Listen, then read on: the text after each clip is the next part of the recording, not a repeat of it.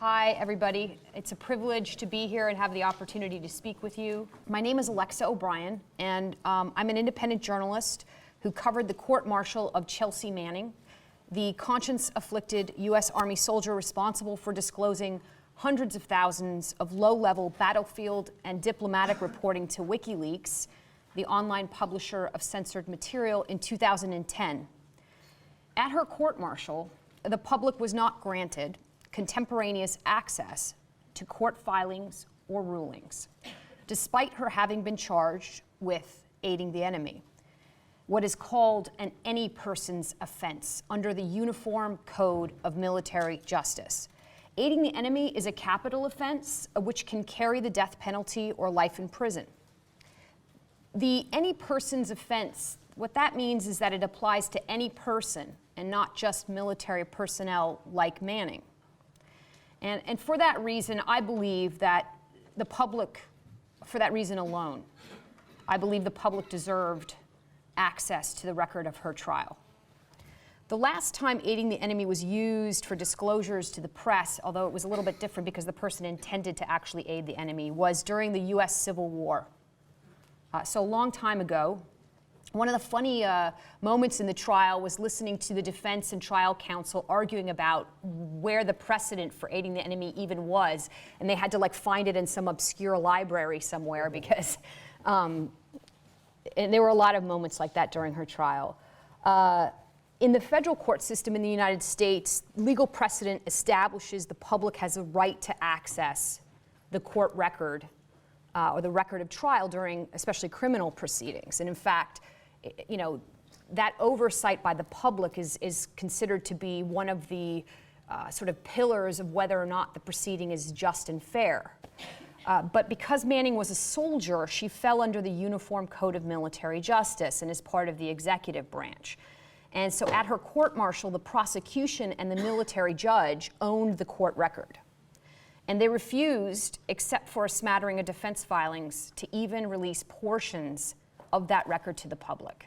And I think that was irresponsible of the military judge, although the military judge deferred to the prosecution as being the owner, so it was sort of like a sort of circular argument. But anyway, the Manning court-martial is probably the longest known record in U.S. military law.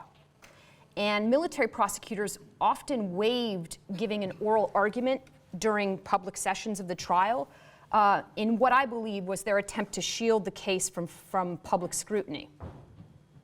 So Manning was also charged with the Espionage Act and 2 offenses of the Computer Fraud and Abuse Act, which incorporated language from the Espionage Act. The Espionage Act is obviously problematic, and military prosecutors admitted at her trial that they didn't consider her a spy.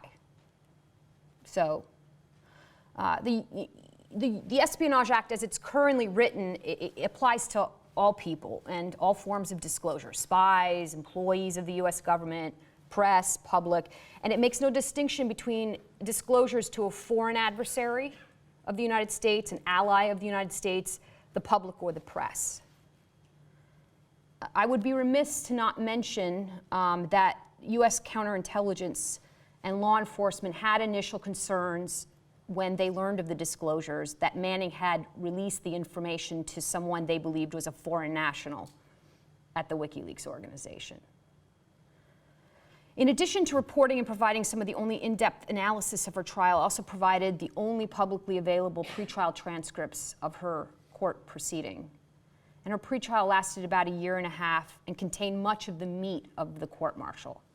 The legal arguments around aiding the enemy and the interpretation of the Espionage Act, details about the U.S. investigation of WikiLeaks, all the law enforcement aspects of the case, the intelligence aspects of the case, details about the damage assessments and the draft damage assessments.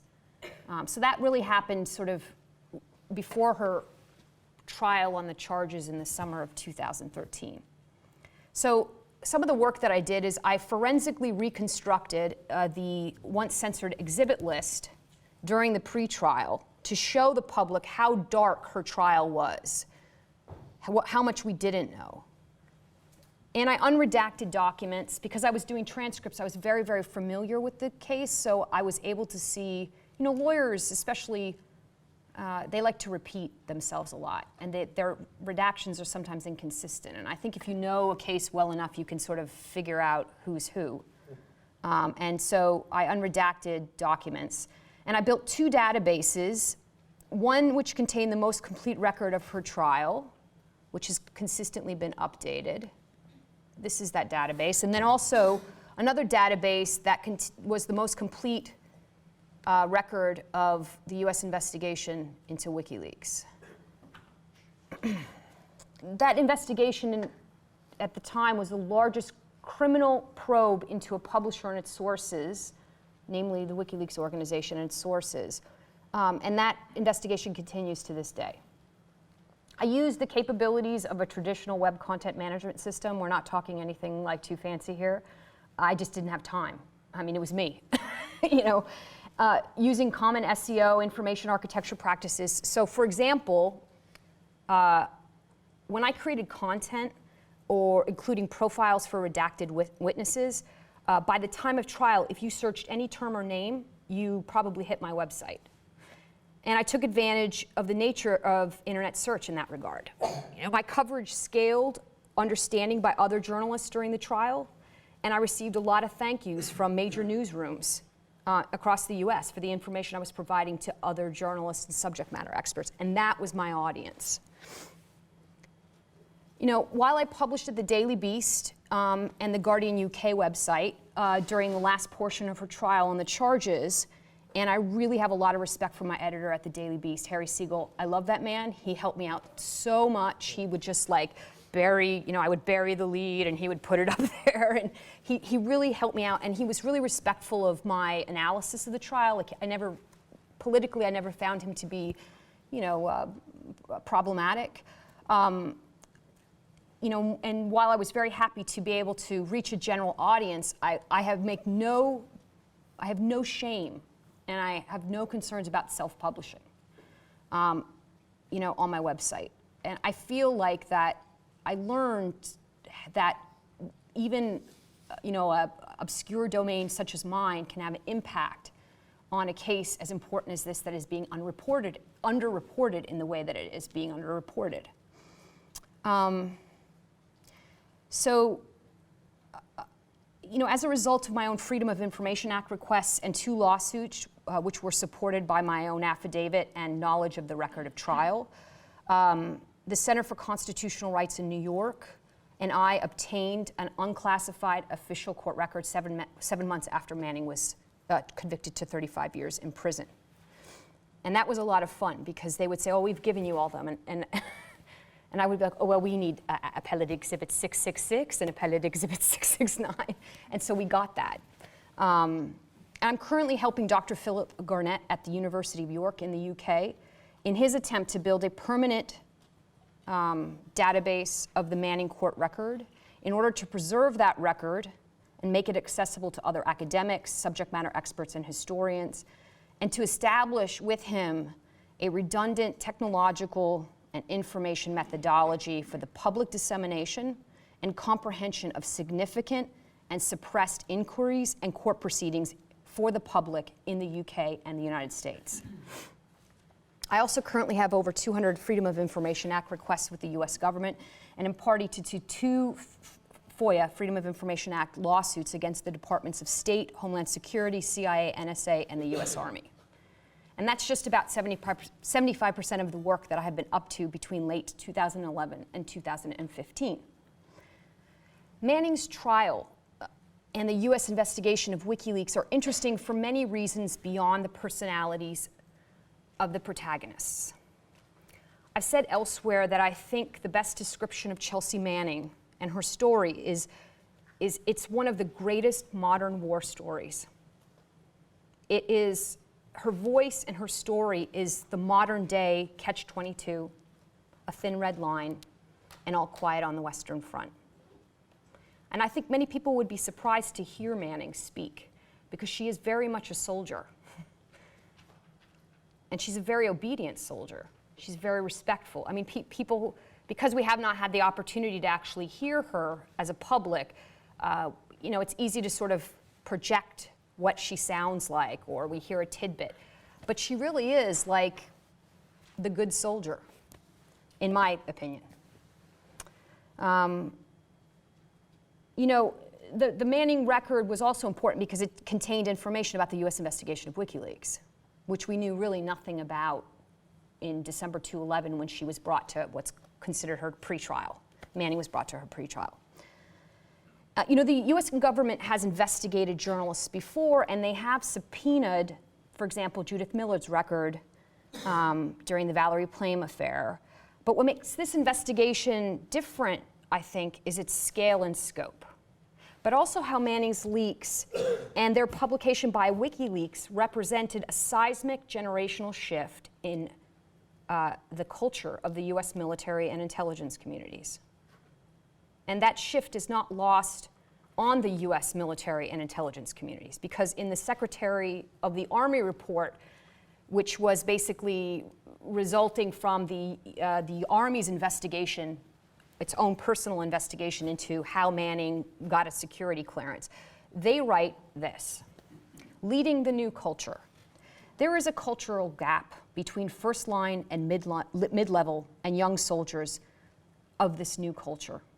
The new culture is characterized as being transparent, social media savvy, and isolated from the physical world. Some of these soldiers develop loyalties to the virtual world, which can conflict with their loyalties to the physical world. The virtual world comes with a different set of standards and often no values. What is concerning is that this generation generally feels it's okay to have a different set of values in the virtual world. Military culture relies heavily on small unit cohesion. The new culture soldier provides unique challenges for military leaders at every level. First line and mid-level supervisors, only a few years older than soldiers, the soldiers they are leading, generally do not have the same affinity for the virtual world, since the expansion of social media is only a few years old. Further, those supervisors, while proficient in combat, are challenged when it comes to leading soldiers in garrison and administrative tasks. First-line supervisors must understand the differences between the new culture and build small unit cohesion. Okay, so the military is aware of this, the intelligence community is aware of this. You know, from insider threat regimes that audit the loyalty of members of the military and the intelligence bureaucracies that were established not in the wake of Snowden, but in the wake of Manning's leaks, to how technology has changed the training cycle and culture of US intelligence. You know, it's not an apprenticeship culture, it's technical now, and you can't get out of the technical. To even how the US military and intelligence communities are challenged to win the hearts and minds of their own personnel, let alone foreign populations.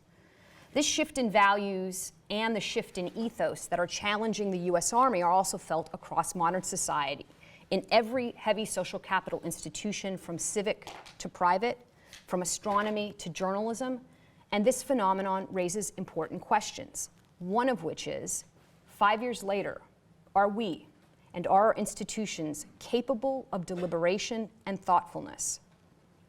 Are we capable of human agency in the age of leaks and weak social ties or online swarms? What happens to modern society and to democracies in the absence of an alternative counter-narrative to the national security state? When journalism doesn't provide, or academia doesn't provide, a truly alternative version, civilian version, counter-narrative to the national security state, what happens to society? Some call Manning's leaks and other leaks a paranoia, and the insider threat, a paranoia unraveling the information conspiracy of the national security state. But the insularity and ideologies of information activist communities and adversarial journalismus is probably more akin to the insularity and ideologies of the national security state, in my opinion. Neither community, I believe, looks deeply enough. And if they're asking questions, they aren't asking enough of the right ones. The kind of work, this kind of work, namely covering suppressed or censored or unreported news, requires a constant return to beginner's mind. I have to ask questions and admit that I don't know everything. I have to talk to people who I might politically disagree with, who might challenge my worldview. You know, while secrecy and leaks are hip, slick, and cool, at least for a time, they seem to be, to me, to be merely journalism incorporating the media economics of Hollywood blockbusters. Secrecy and a lack of transparency may be the shadow self of national security reporters, in fact. You know, when we talk about the taboo of secrecy or uncovering things that are secret, I mean, there's a sexiness to that. But what's more important than just simply uncovering is also understanding, putting things into context. And that's, I think, where the real work is. It's in wresting understanding from the volume, velocity, and variety of data. It's creating meaning and understanding from obscurity. And it's tedious work, and it includes the labor of thinking. I think thinking and understanding are more important than just simply data and technology. If journalists or activists are coming at these topics thinking they already know the answers, they're starting on the wrong foot. I guess the most important question is, do information activists and adversarial journalists even know what they're talking about when they talk about the national security state? If you're an information activist, for example, and you say you hope to dismantle the national security state because you are concerned about what you term the militarization of the internet, I think it would be important to try to understand who and what makes up the national security state. I think it would also be helpful to understand if you yourself are part of the national security state or related by one degree of separation. You know, for example, according to military analyst Bill Arkin in his book American Coup, 10% of the US population, some 30 million people, fall under the defense budget as service people, immediate family of military members, or DoD civilian employees, military retirees, contractors and industrial workers, and consultants, and wounded veterans. According to the 2013 Department of Defense report on the statistics of who's in the military, for the last 5 years, the armed services in the US have experienced extraordinary recruiting success. Quote, probably the most notable contributing factor has been the persistently high unemployment, particularly among young people in the United States. Since the 1970s, the consumer market, the consumer electronics market, and not the defense sector, drives much of the research and development costs for components of military surveillance, targeting, communications, and weapons systems in the United States. One writer described this shift as the movement of power towards multinational corporations and away from the governments that regulate them. I'd like to tell you a story of the national security state that I saw at the Manning trial. So, in 2010, WikiLeaks published the US intelligence plan to destroy WikiLeaks. This document actually was one of the only documents that was declassified for trial. And it was used against Manning for 2 charges, for aiding the enemy and for the wanted publication charge. So the title of the document, it's by the US, it's a 2008 report by the US Army Counterintelligence Center called WikiLeaks.org, an online reference to foreign intelligence services, insurgents, or terrorist groups, question mark. That question mark saved Manning from being put away in prison for life because it represented to the court an intelligence gap. Because Manning had disclosed this document. So in order to be convicted of aiding the enemy, they had to prove that she knew that WikiLeaks was used by enemies of the United States, Al-Qaeda in Iraq, Osama bin Laden, and Adam Gaddan. But because it was a question mark, even the US military didn't know. And that's really what saved her butt. But anyway, so this document is the US government's plan to destroy WikiLeaks. And actually, I'm not saying that they aren't trying to destroy WikiLeaks.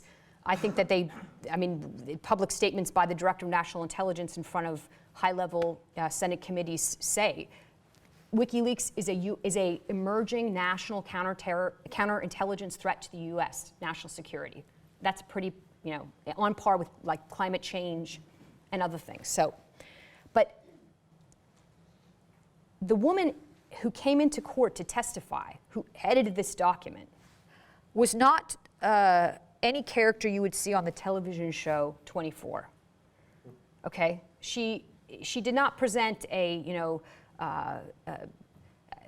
fast and furious sort of sexy version of the national security state. She pretty much looked like this. Okay, this is basically Tyler Perry. He's a American filmmaker and playwright who does like predominantly African American movies. Like Medea does The War on Terror. That was the woman that came into court and talked about this document. So I think we need more than databases, graphs, and algorithms. I think what we fundamentally need is the capacity to deliberate. We need thoughtfulness, and we need to understand how to regain human agency in our discussions about our foreign policy and our national security policy. And we need to create, or at least identify the gap of a community of people who support that discussion irregardless, and the value of that discussion for itself. Because it is the underpinning of government by the people. My most favorite description of the work that I did during the Manning trial was that it was like an intercontinental missile that landed right before trial. It provided oversight that was not available. Which brings me to something I want to ask. What has more potency, capacity, force, influence, or virtu in that kind of Machiavellian sense? In a culture of mediated spectacles, is it witnessing or is it being seen? I have to say that after my experience in the Manning trial, I think it's witnessing. I think witnessing has a power that people don't talk about, but it has an impact. And I think it's more important who is listening to you rather than how many people are listening to you when you're reporting on events like the Manning trial. My objective at the Manning trial was to wrest as much information as humanly possible about her court-martial, to write down every word I could, recall every detail, every obscure and indecipherable reference so that I could divine and understand and know the landscape of the omitted information. I might not know it in fact, but I might know its nature so that I could know something. And in order for me to understand something, I need to know something first. And despite having access to the court filings and limited oral arguments by the military prosecution for over 2 years, that methodology enabled me to understand and publish the US government's magnum criminal theory against Manning and in part against WikiLeaks. And it's a theory that survives the Manning court-martial a year before her trial. And I will tell you that it was my own curiosity and perseverance that maintained me through the work. And I think that curiosity and perseverance are more important than anything outside a journalist when you're covering underreported or unpopular or suppressed events. I had many dark nights covering the Manning trial. There were times when my hands hurt so badly from typing the transcript that I actually could barely type. I kept missing the keyboard, and I would have to type slower. And I would say to myself, no one cares if you go to sleep because no one reads your blog. 5 people read your blog, Alexa, go to sleep. But the reality of it is I knew that the government had unlimited resources. And if I really, really wanted to do this, I had to do it. And I did it. So nobody patted me on the back for that. And a lot of people don't know. So if somebody asked me to write a book about my experiences, you don't want to know my experience. I didn't shower for 3 days. I slept for a year, with no sheets on my bed. I have a beautiful apartment. I'm very house proud. I polish my floors, and I had great sheets in the closet, but it would take me too much time to put sheets on my bed because I had so much work to do. And I was always in a panic of how much work I had. So doesn't make for interesting reading.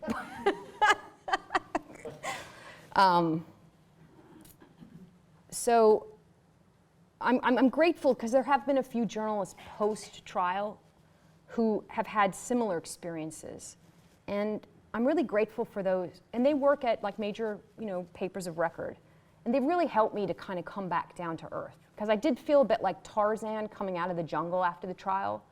And I ranted a lot on Twitter, and I felt like Caliban, like I lost my capacity for language. And everything became sort of secondary to the trial itself, like my feelings, my personal thoughts, that I actually felt like it's taken me 2 years to just get my brain screwed back on and to be like, have like proper social skills, like in society. Like I swear to God. But, that kind of commitment, that kind of personal curiosity, that kind of perseverance is really a requirement if you're covering news like this, because nobody cares. And you're hearing constantly from people, spoon feed me. You haven't slept in 3 days, and some journalist is like, please spoon feed me. And it's like, I'm spoon feeding you transcripts. Like I can barely like stand up. Like, can you do some work too? And there were journalists who did work, but I'm just saying that you're not going to get that kind of external support necessarily. So you really have to be committed to yourself. I think most important though for me, and this is something that I continue with because obviously I think I paid my dues, some of my dues in the Manning trial, and I still have more dues to pay. But I think striving to really know something is really important if you're a journalist. And it means you have to be humble and ask stupid questions, and you have to read voraciously, and you have to learn from people who have been doing what you do for longer than you have. And there are great journalists out there including major institutions. I have a lot of respect for people like Julie Tate at the Washington Post or Bill Arkin. I have a lot of respect for bloggers like Marcy Wheeler.